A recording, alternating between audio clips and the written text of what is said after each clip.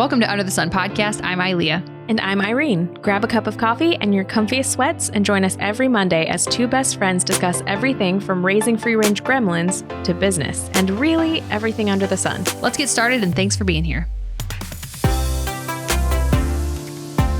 Welcome. Good morning, good afternoon, good evening. Yes. I hope you enjoyed today's podcast. We'll see you next time. Just kidding. I'm just kidding. We just got here. Mm-hmm. Is there anything from your week that you want to share? That positive, negative, how are things going? Just a normal week at work. We were fully booked on Saturday, so that hasn't happened in a while. So that's awesome. Another topic for another day, building businesses post-COVID. Full Saturday, fully booked. It was great. That's awesome. But yeah. What about you? I don't know if it was this week or last week. So right now, just a really quick summary of what's happening in our life right now.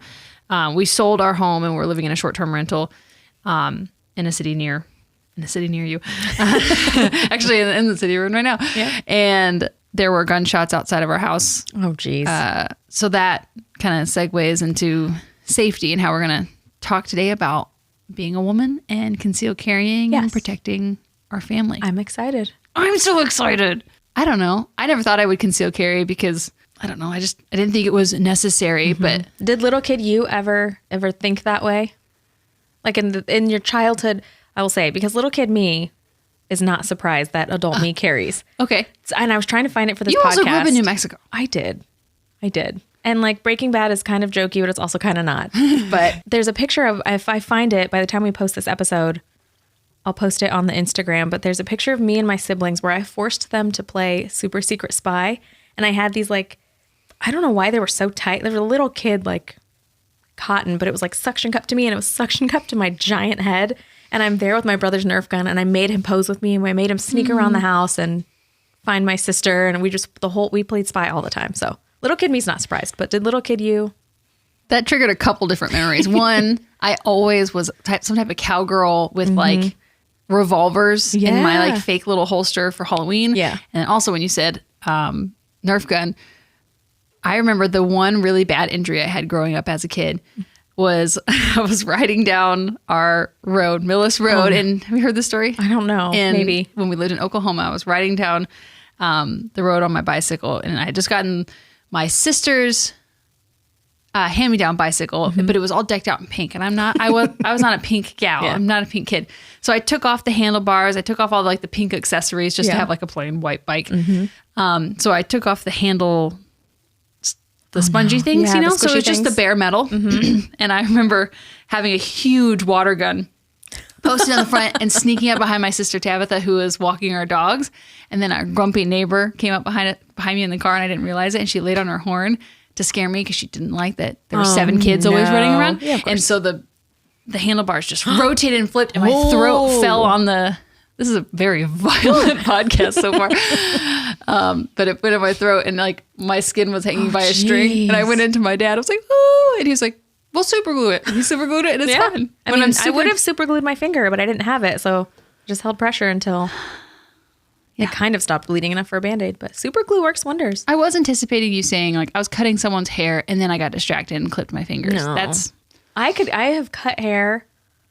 I had like some type of stomach, like the beginning stages of a stomach flu. So I was like able to still do stuff and I still did a great haircut. And I thought it's a good thing I can I've trained so well to cut because even sick, I can do it without cutting myself. But when the kids are screaming, it's very distracting. I have a photo that I'll probably share then too. Like we should get these photos and post them on the Under the Sun podcast Instagram. Yes. I thought you were going to say the neighbor honked at you because she didn't like that you were pointing a gun at someone. No, it was because she didn't like that children were in the street. Children are... She died alone in her house. I mean... That's sad. It is sad, but she was kind of grumpy. Yeah. I'm really excited to talk about concealed carry because I would say, unless you're a woman, which my husband is being our switcher right now, so you can't relate to this, but through like my whole life, I have, my head is always like on a swivel, like looking around me. I'm always very conscious about where I park. And if I'm rarely out at night by myself. And but if I am, like you bet your bottom dollar, I'm parking under a light as close as I possibly can, or like butted up against a shopping cart thing. Like they're just little things that happen. I used to park with my door up to the grocery store, like the driver's door. Oh, that's, yeah. But now with the kids, I've flipped it. So now I drive with the kids' door towards the store. So I can Throw them I in. can always like jump in and slam it behind me. But Yeah. we should not have to be this paranoid though, just to get groceries or if we run out of diapers after dark. But No. here we are. My husband, Jacob, was listening to an interview of Taylor Swift years ago. And it was like, what are the top 3 things you're afraid of? And the number one, it was like number 1 or number 2 was parking garages. And he was like, that's so weird. I was like, what do you mean that's weird? They're terrifying. Yeah. He had never in his life, has never been afraid of being in a parking garage. And I have never not been afraid being in a parking garage. Yeah. I used to work third shift for a hospital, and I was always coming in at dark and leaving as the sun was coming up. Wasn't it like 3 or 4 a.m. too? Sometimes, because you sometimes terrifying. you'd pick up half a shift or something, or cover someone for half a shift or half a Yeah. or whatever it was. It was just very. I don't think I ever once walked out to that parking lot feeling confident, but I was Yeah. also very intentional. Like sometimes I would show up to work like 40 minutes early to make sure I didn't get the third shift rush Yeah. crowd to try to get a. And I also would always park illegally. So it's You got fine. to do what you got to do. I mean, at this building, in this town, Are you it's, terrified or just aware now? Well, maybe that's the difference. maybe it's a little bit of both. It depends. It depends on the day. If I'm walking out and I have like my backpack, then I'm usually good. But maybe it's not terrified. Maybe it's just aware. But if I'm walking out with like a bag and a drink and a water gallon and all this stuff, and I'm like, well, this is not very tactical. My thought is like, if I'm not carrying a firearm, I'm terrified and very like aware, hyper aware. I'm always aware, and I'm always aware where I sit in restaurants. Of is my back to the door, all the things. Yeah. But if I'm carrying a firearm, like I walk differently. Like I walk more confidently. Yeah. And not because I'm like, try me, like Yeah. come at me, bro. No. Like definitely Yeah. not that. It's you like just know there's a logical way you can defend yourself against a man who is physically and physiologically stronger than you. Well, that's something to talk about. Is that men and women are different. And we can't ignore that. And no matter how hard I work out, I will never be stronger than my husband. Like don't tell him, but he can take me. I mean, I don't like to advertise this, but like I will never be stronger than him. So Yeah. Well, I mean, I used to work out pre-kids. Remember how much I worked out all the time? Yeah. And Jacob never worked. He hates working out. And I actually enjoy it. So I would go all the time. And even when I was at my strongest, he's like, this is kind of sad because he like tackled me and pinned me. And he's like, can you get out? And I was like, no. He's like, I don't do anything. I was like, I know. well, we have to Something to be aware of. protect ourselves because there is, I mean, it's always been a thing, but human trafficking is at an all-time high. Yeah. We're not going to get into it, but like with just everybody and anybody coming into the United States, like good and evil, it's something to be aware of. And I have some stats. I'm going to steal your phone. Go for it. Each year, an estimated 600,000 to 800,000 men, women, and children are trafficked across the international borders. Some international and non-governmental organizations place the number far higher, and the trade is growing. And that's just like what is like that's petrifying. That's just what's trackable. Who they've caught and who they're following. Yeah. It's awful. It's alarming. And I'm going to say it. We've all seen those Instagram reels or Facebook posts of like, I was in the Target parking lot and this happened. It's happened to me. I remember getting off work, third shift at a hospital in town. I was getting gas and I was going inside to get like a big gulp back when I ate Jack's Pizza and big gulps for breakfast, lunch, and dinner. And I was going in and I don't know if it's human trafficking, but like a man chased me to my car. I don't know what it was, but like, it happens all the time. We're both like just smacking these mics. We talk too much with our hands. We're very passionate about this subject. Each year, an estimated 14,500 to 17,500 foreign nationals are trafficked into the United States. The number of U.S. citizens trafficked within the country each year is even higher, with an estimated 200,000 American children at risk for trafficking into the sex industry. People will watch those and it's like, well, that's not here. Well, no, it really is. It can get really dark if you... I went down a rabbit hole of the sex trafficking things. It's alarming how much is happening in the U.S. and how much truly like moms, suburban moms, all moms are just like, oh, it would never happen here. It would never happen at my park, not my Target, not my Starbucks. Oh my gosh. Yeah. It happens all the time, and we should do better and know better for our kids and for our family. Yeah. And I'm less cautious. I'm still aware in It Peoria. makes me like sweat. I'm like know. rattled up. It makes me aware here, but like the closer we get to big cities, it makes me want to hermit, which is not ideal either. But we went to a water park. The closest indoor water park to us is near Chicago. And I had looked up just to see like, okay, how far actually are we from Chicago? And we were right along the major highway that goes right into the heart of the city and out to wherever in the country. And we had myself, my husband, and my mom, and I would not, like, anytime, if I had to go to, if my own eyes weren't on them, I was like, Mom, watch the baby, Jake, take Riker. And yes, it was over paranoid, but I'm like, I don't know who any of these people are. Why would they not go to a pool with kids on the main strip of a public highway? So it was fun, but it also, like, the whole time I was like, where's the kids? What's going on? Where are my children? But that's your job. Yeah. Like, that's what we're wired to do. Even if it's called paranoid. Is it paranoid, or have we always been like designed to look for the danger surrounding our family? I mean, if you think it's our instinct. Think about it. We're only here. You and I are only here because our ancestors were cautious and aware and survived whatever they had to survive for us to be sitting in this nice bunkery basement. And in order for our lineage to continue, we have to be those psycho moms a little bit. Like, it just and the reality is that's something that changed as a mom, as a me. As a me? As of just me. As of just me. I didn't think a lot about firearms because some part of me was like, well, I'm a decent runner. I can find a way to get out of a situation. Or if I get thrown in a trunk, I can find a way to get out of the situation. Everything changed when I had the kids because it's like, well, the reality is, especially with the two, the amount of times I think if someone grabs this kid and runs that way and there's somebody hiding around the corner and grabs a kid and runs that way, like what?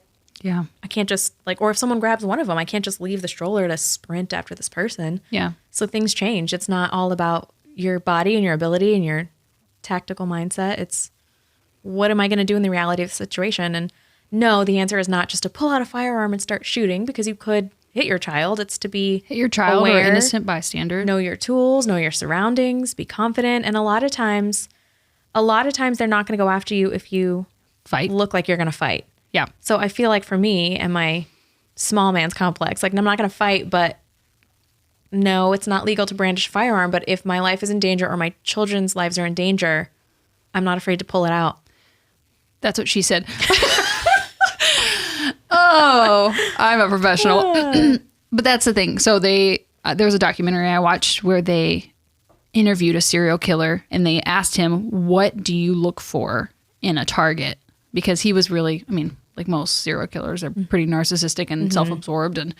And he said he would go into grocery stores and bump into women. And if they apologized to him and were like timid and submissive about it, he knows like that would be my target. I'm going to follow her home and she's my next victim. Yeah. And listen, I have RBF. So like I kind of don't get messed with anymore. Yeah. I am not afraid to just, if someone is standing, a man is standing too close to me, I just make direct eye contact. Do you want to mess with this? And I'm big. Like I'm big. Like I'm almost 6 foot. My mom, and when I had Nova and you took my mom and Riker to the grocery store. I did. Or to the CVS.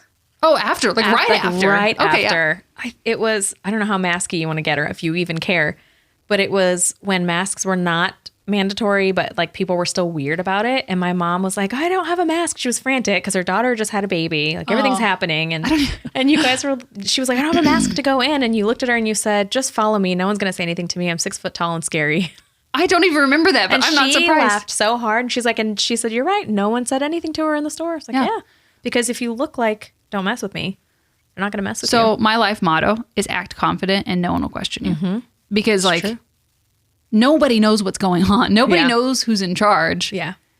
You just got to like do whatever you want. I find that entertaining. I'm not surprised, but good times. But don't be afraid to offend somebody. I guess if we're getting into tips of like thinking about that serial killer who looks for the agreeable woman.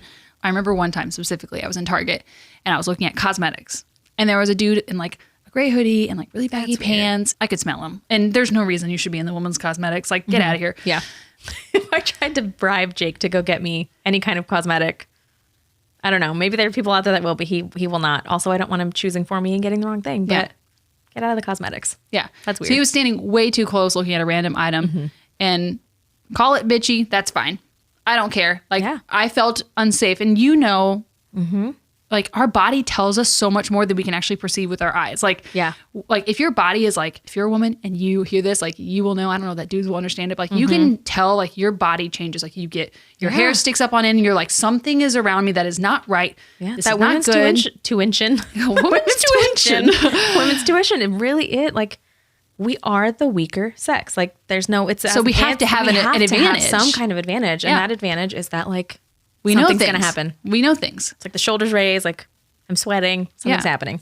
And I had observed that he was kind of like where I was through the whole store. And when he was finally just too close, I was like, is there something I can help you with? And he was like, no. And like left. And I'm like, well, you're like, there's no reason you should be in the cosmetics. That's why I'm here. I actually don't need anything. I'm here because like it's clear to me that you should not be this close to me. Yeah. And I'm still chronically too nice. I've gotten a little less nice over the last couple of years, but I just told a guy in Aldi to not touch Leo. Like, why was a guy trying to touch Leo? An old guy, which I get that like people are like, oh, but he's old. Like, I know, like, oh, he's so friendly. But he was like trying to touch her foot, and I was like, "Oh, please don't touch the baby." Like, you can still be nice, but I was like, "Please don't touch the baby." He's like, "Oh, okay." Okay. Like, don't touch strangers' kids. Don't touch strangers' bellies. Just don't touch strangers. That was never a problem. I'm just like, look at this face. Like, I'm very nice inside. Yeah. My face just doesn't look like it. There's a podcast that I used to listen to all the time, and then I think I just podcasted myself out after a while. But it was a really good podcast, and he was interviewing a girl that had gotten almost attacked in a gas station. She did get attacked, but she was able to get away. But she, I think, was able to mace her way out of it. That's another side topic, is you think just because you're in a public parking lot a public place, you're going to be fine. But this all happened like under the canopy of the gas tank. But she was saying like she had a weird feeling in the store that something was just off. She couldn't put her finger on it, but something was off. And so that led the self-defense guy. And this guy's not just like a self-defense guy. Like, this guy teaches classes for law enforcement and for military. He was saying every woman that has ever gotten in that situation and gotten out, every single one of them said, I had a weird feeling and decided to ignore it and thought I was overreacting. Yes. Never think you're overreacting. Because if you ever just even like slightly off, it's better safe than sorry. Why have to fight for your life if you can just get out of it another way? I mean, we have God-given discernment. Like, that is something that is given to us. And maybe we don't actually see it like work. Like, we don't see like, oh, like we don't have that tangible thing of like, I ignored my intuition and this bad thing happened. Like, I hope you don't have that experience either. Yeah. But just follow your gut. But in case you have a bad gut, like, some people don't know how to like listen to themselves. Cause I mean, it's a muscle you have to work at, because it took me a while with everything and health to like, something feels weird. And then you kind of run through like the toolbox and checklist of what could this possibly be. But sometimes it really is something you have to just work at. But I don't know. I've always been very interested in like self-defense podcasts and tactical books, anything you can think of. Probably it's because I shouldn't have watched this as a kid, but it's probably because I started watching Law & Order when it came out. And what was I, like 10? So that doesn't help. But it says not made after real stories. These are all fiction, but you can find a correlating story in the news. Yeah. So even little kid me was like, I thought I just heard my mom watching that on Good Morning America last week. That's the exact same story. So it like put it in my little kid brain like, ooh, people are psycho. Well, but it's pretty clear in society right now that with all the true crime podcasts that it's mostly a female demographic that are listeners. Yeah. And I think it's because, and I told this to my husband, I don't really listen to him anymore, but I would listen because I wanted to know what they did wrong. Yeah. And I want to know how they got out if they did survive. That's exactly why, because I'll watch it and my husband will get nightmares basically, or he'll dream that it's something, whatever. If I can't watch Law & Order at night when he's sleeping, because he'll dream that it's happening to me or you or somebody else. So, and he gets freaked out. And he's like, why do you listen to that? I'm like, because I need to know if I was in that situation, how would I have avoided it in the first place? Or if it's unavoidable, how am I going to get myself and my kids out? So it actually, like, as weird as it is, watching all those shows really de-stresses me. But the second he hears sirens coming from my phone in the kitchen, he like can't even come in the kitchen. He's like, your shows stress me out. It's like, well, they keep me alive. So here we are. Well, that keeps you alive. And also the fact that you're an educated woman and mother who is carrying a firearm to not only protect herself and her kids, but like your community. Like, how many videos are we now seeing? I don't know if it's on your feed, because most of the time they're squashed because they don't want the conversation out that a concealed carry holder saves a whole, church of people. Like, they don't want that to be public news, because they don't, the powers that be they want all guns to be gone. But the fact of the matter is that criminals will always find a way to obtain a firearm, obtain weaponry, and we need to be able to protect ourselves from that, because, like, heaven forbid you call the cops in an area that has been, the police have been defunded and they can't come get you. Yeah. I just watched a video the other day. A girl was on the phone with 911 hotline, and she was like, someone's coming into my house. It's a man. He's yelling. I'm terrified. I don't know what to do. Can you please send someone to help? And the operator was like, well, can you get out of the house somehow? She's like, no, I'm backed in a corner and can't get out. And she kept saying, like, when are they going to get here? When are they going to get here? And the operator just kept distracting her. Like, well, can you hide in the closet? Can you do this? When she's like, when are they going to get here and help me? And she's like, ma'am, I can't find a patrol unit to send to you right now. Like, they're all busy. It gave me goosebumps. Yeah. It's like, and I wish I could find that video, but I think they squashed it too, because I searched for like 3 days. And it's like, they can't always, realistically, they can't always get to you. No. And I'm not going to be one sitting in a closet or hiding my kids in a closet waiting for someone to come when I can protect us myself. And realistically, I cannot get into a fight with someone and win. I'd rather keep my distance. And the way to keep my distance and keep my kids safe is to have a firearm and basically say, if you come any closer, I will protect my family. I can't help but, like, think about the women who are probably listening to this thinking, like, but, I couldn't shoot another person. Like, they're probably just in a bad situation and they're in my home. It's like, they made that decision. Like, there's probably a lot of life decisions before that are none of your business and not your problem. But they forfeited their right to live the second they broke into your house and put your family in danger. If they're not going to have any sympathy for you and your family's lives, I don't think they need the same courtesy. Yeah. That's another thing that's not even like other countries. I was looking it up the other day, some statistics, and a lot of my statistics came from like .gov sites. So they're not. I noticed that. They're not even which other sites. Red flag, but right. It said one out of every 6 American women has been or will be the victim of an attempted or completed rape in her lifetime. And that's America. And the statistic worldwide is 1 in 3. I mean, if you think of the 3 people in a room, 6 people in a room, if you're in America, like 1 of 6 of those people. That is terrifying. And not to mention that 99%, so 9 out of every 10 victims of rape are female. Like, that's pretty high statistics for me and my comfort level. Now, as being mothers of young girls, I want to show her that we don't have to agree to hug everybody and like to, it's like this simple conversation of like, oh, you don't want to hug auntie so-and-so that you never see. You don't have to, because it's a different conversation from when we were kids. It was like, oh, give them a hug even if you don't want to. Don't hurt their feelings. Yeah. It's like, okay, we're not talking about like, it's okay to hurt their feelings because their feelings are not your responsibility. Like, you don't need to be, you don't get to be rude. You don't get to be a brat. But if you say, I'm not comfortable hugging you, that's fine. It's starting out a boundary at a young age that like when you're older and you're in a Target and someone's too close to you, you can be like, what are you doing? Like, I want her to be like, what are you doing? Yeah. I have a pew, get out of here. Yeah. Well, and truly, crime would go way down if more criminals knew that more American citizens were concealing a firearm. Yeah. Because they would just never know. Yeah. And maybe give them a little bit of pause. Yeah.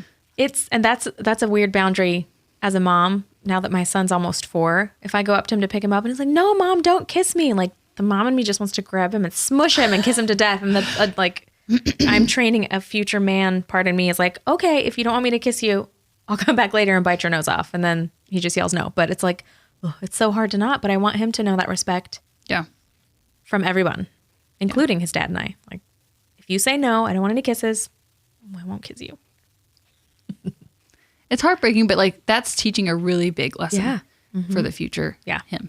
And like how he should treat ladies. Yes. If a woman says don't kiss me, don't kiss him. And if she doesn't kick you in the sack, mommy will. Do not kiss people that don't want to be kissed. My first kiss. Man. I'm from New Mexico and my family is there. My mom wanted to get a firearm for my dad for his birthday, 2021, I think. And so she went into whatever store she went into. They ran a background check right there. And she walked out 30 minutes later with a 9mm. And I was like, excuse me? I had to wait 72 hours, send off fingerprints, apply for all these licenses. So the process, at least in Illinois, which is kind of jumping to the end, but you apply for it's a FOID card, but it's a firearm owner identification card. They have, I think, 30 to 60 days to either approve or deny you. And you cannot purchase a firearm, a switchblade, any of those things until you have that document. Mm-hmm. Then you can own it, but you can't carry it until you take 16 hours of concealed carry, which is standard across the states. But your license doesn't also cover all the states. So you can probably speak more to this. If you travel a lot, you also have to make sure the states you're going to. So it's a lot. Yeah. There's an app I had when we were traveling actively that I would have to look at to make sure like I was abiding within a certain law in a certain state. Yeah. I feel like maybe not New Mexico, but then again, Albuquerque. I feel like everyone that's like, it is too easy to buy a gun, like should try to get one in this state at least, because it is not easy at all. And I know there's probably a lot of women that are just, well, my mom, the first time she shot a gun was with me, and she wanted to. She was excited, but she was terrified. And it is, I mean, the first time you ever do it is kind of terrifying. You underestimate how loud it's going to be.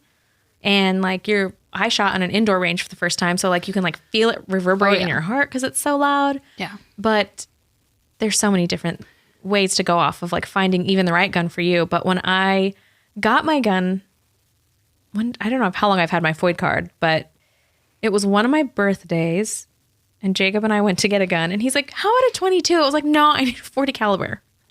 He's like, how about a 22? I was like, no, I need that one.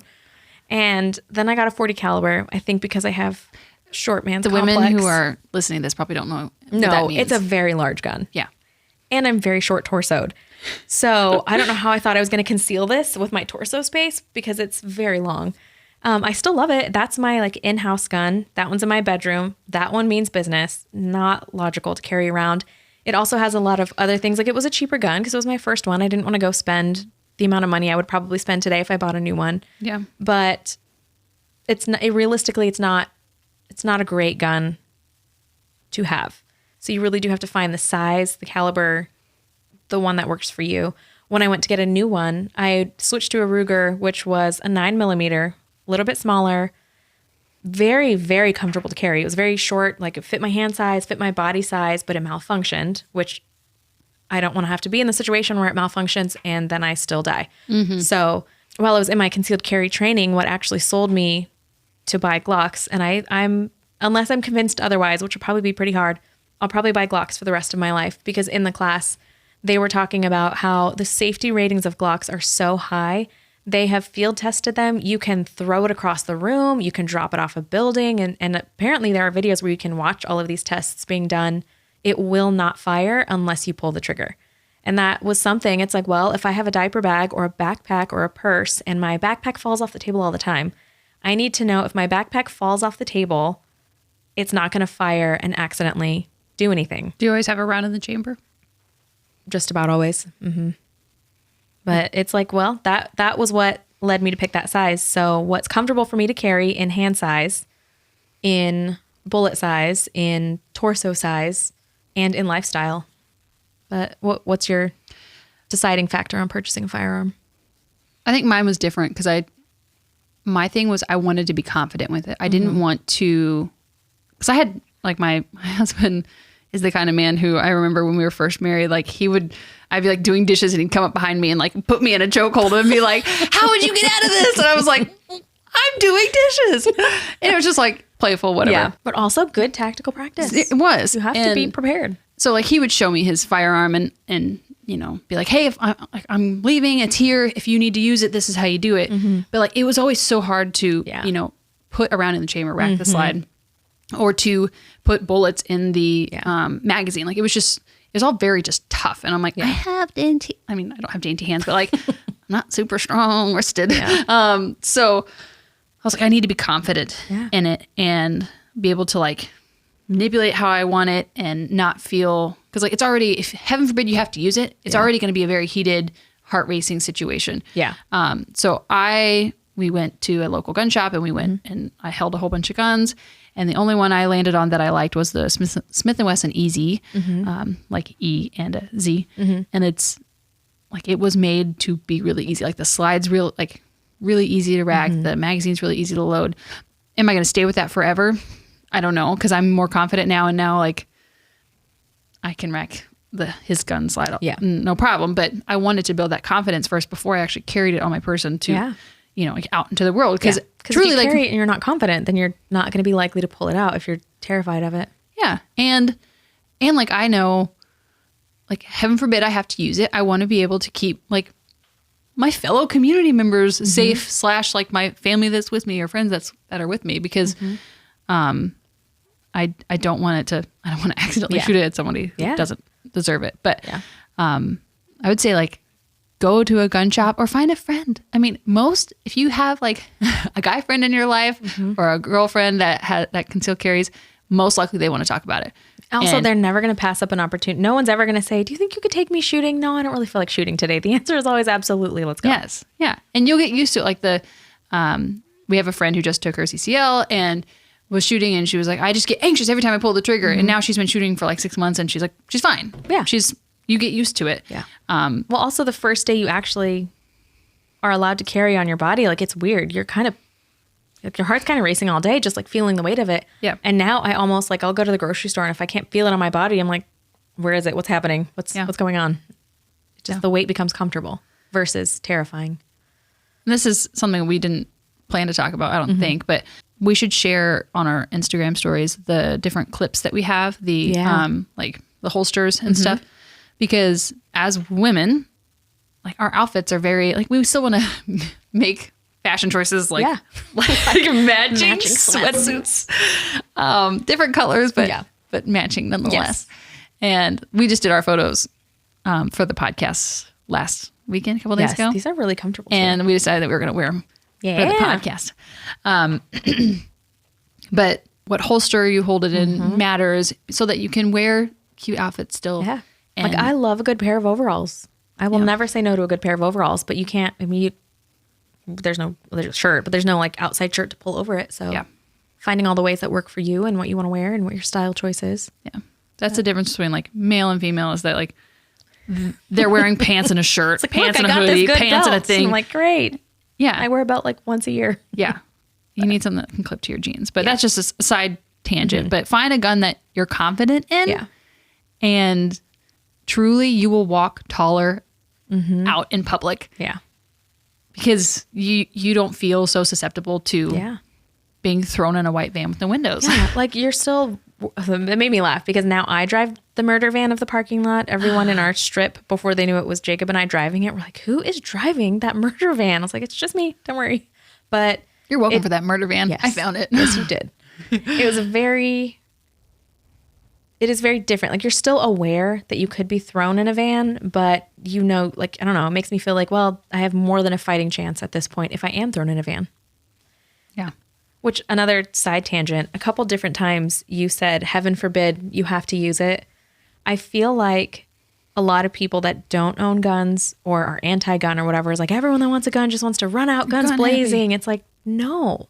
I would, like, if someone starts shooting, provided they're not in my home, if someone comes into my home, I will do what I need to do to protect my family. But if I'm in a public situation where something is happening, I am not there to, like, Barney Fife it up. I am there to get my kids out the back door, do what I got to do. You have to think of these scenarios, but I mean, I just saw an article not that long ago that there were gunshots in the front of a Kroger. I'm not here to play hero. I'm here to get my kids out the back door if I can.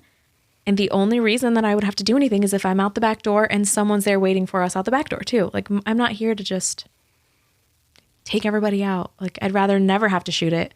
But if the opportunity comes up, I want to be prepared if I am. So no, not everybody is ready to just take charge, guns in. However, I did take a concealed carry class with some people that are, but it's up to the discretion of the class teachers to say, like, hey, I don't think you should have your license. Yeah. So it's not like you can just sign a paper. Oh, you went to class. Here's your license. Like, they'll stop you if the if the concealed carry instructor thinks you're not safe for a firearm, they'll deny your application. Just always know that even law-abiding citizens like us, who we paid the money for the FOID card, we paid the large amount for the concealed carry class, we paid to have a gun and to do extra training and all the things. There are still people who will who will get a gun illegally and then carry it on their body illegally all the time. Like, they don't follow the rules that we're supposed to. As if people follow the rules, I wouldn't be afraid to walk in the parking lot at night. Exactly. your profession is one of the highest risk, right? Yeah, I remember in cosmetology school, they had a self-defense guy come in, and he was saying to us the top 3 most attacked industries are hairstylists, waitresses, and nursing staff. Well, nursing staff, because they leave at 2, 3 in the morning, and they have to walk a lot of times, a couple blocks, city blocks in the dark before they get to their car. Usually hospitals are not in great areas. No. And hairstylists and waitresses, because criminals know they walk out with cash. Yeah. So that was like an eye-opening statistic too. So which has put me a little more on edge, but also I'm prepared. Yeah. They also, I know that guy, he was also doing an interesting thing where he had a girl with a ponytail stand up and a girl with a pixie cut stand up and a girl with a hoodie and a girl with a backpack, or the pixie cut girl had a hoodie. And he had the ponytail girl and the pixie cut girl standing side by side. And he said, okay, I'm a criminal. I'm walking down the street. These 2 girls start running. Who am I going to be able to catch the most? And the girls were like, oh, the ponytail, because it's like right there, because he kind of like mimicked right behind their heads. And he goes, wrong. So he asked the girl if it was okay, if he could grab her ponytail. And she said, okay. So he held onto her ponytail and he grabbed the girl with the pixie cuts hoodie. He said, the answer is both of them. I could take whichever one I wanted because basically you're always grabbable if you're a girl, which is terrifying, but it's true. Yeah. So that was eye-opening too. Doesn't matter what you wear, if you have a hoodie on, if you have a backpack on, like they'll find something to grab if they really want to. Because again, they're not law-abiding citizens. I don't know why this came to mind, but like I would venture to say also like have multiple options for self-defense.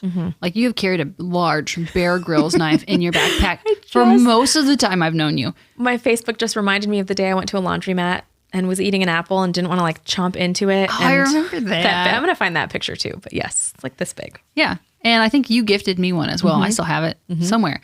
But have a knife, have some mace, like have multiple options because you never know what situation you'll be in. But try not to put yourself in iffy situations. Like even before having my daughter, I would not go to stores late at night by myself.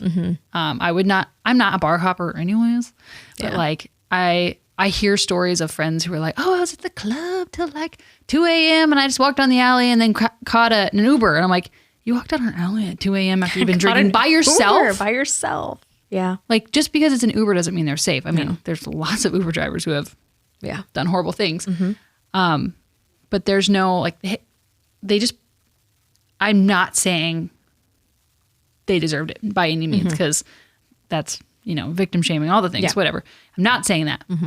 But if you make dumb choices all the time, at some point it's going to catch up with you and you have to take responsibility for the situation you put yourself in. So that's it. Just be smart. Don't be a dodo. Don't let someone snatch you. Yeah. We need shirts that say unsnatchable. Yes. Yes, we do. Oh my gosh. Stay tuned. Yes. New merch coming your way. Yeah. It is a hot button topic and we know it, but it's an important topic. It is. It shouldn't be controversial to say, but we are the weaker species and we have to do additional things to make sure we keep ourselves safe and our kids safe. Yeah. And no one can advocate for you like you can advocate for you is what I always say. Most police are great. Some are bad. Most people are good. Some are bad. But like you have to look out for you and your family more than anything. Yeah. Because the reality is, even if the police station is a mile away from your home, that's what, a minute to get there if they're going 60. If dispatch gets them, like that's still a good, at the very earliest, if they're a mile away, 5-6 minutes? Like, a lot can happen in 5 or 6 minutes. Yeah. So just be careful. Take care of your family. Go get your concealed carry. Yes. Thanks for being with us today. Follow us on Instagram at underthesun_podcast. We'd love to meet you. Please help us out by subscribing on YouTube and leaving a review on Spotify or Apple Podcasts. We'll see you next time. Please remember this information is made available to you for informational and educational purposes only. It is in no way a substitute for medical advice.